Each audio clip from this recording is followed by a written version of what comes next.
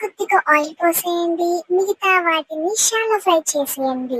ఆ తర్వాత స్మాషర్‌తో స్మాష్ చేసేయండి. ఇంకేంటి యమ్మీ యమ్మీ పంప్కిన్ రెసిపీ రెడీ. అదే పంప్కిన్ బోటా అంట.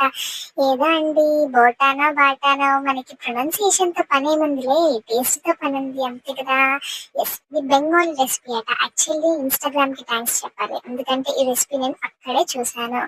సో, ఎంతసేపు 5, 10 మినిట్స్ ప్రాసెసే కదా! ఇంకెందుకు చేసేద్దాంలే అనిపించింది. ఎలాగో మా వాడి కోసం పంప్కిన్ తెచ్చాను. అలానే పడింది కదా! చేసేస్తే పోలే, అదిరిపోలే అనిపించింది. చెయ్యగానే ఇలా చూసారుగా అన్నీ మంచిగా స్మాష్ చేయగానే యమ్మీ యమ్మీగా తిన్నా చూడు ఉండే ఇంకా మామూలుగా లేకుండా. యాక్చువల్లీ నా బకెట్ లిస్ట్‌లో ఈ రెసిపీ అస్సలు లేదు. అంటే రెసిపీ అని కాదు, ఈవెన్ పంప్కిన్ తింటా అని కూడా నేను అనుకోలేదు. బట్ తిన్న తర్వాత తెలిసింది. వేడి వేడి అన్నంలో కాస్తంత నెయ్యి తొలగించి అలా అలా అలా కలుపుతూ తింటూ ఉండే చూడండి సామెతంగా. అసలు నోట్లో ఒక్కసారి అలా పెట్టగానే ఢామ్ అని బాంబ్ బ్లాస్ట్ అయిపోయింది. అంతే, అంత టేస్ట్ అనిపించింది.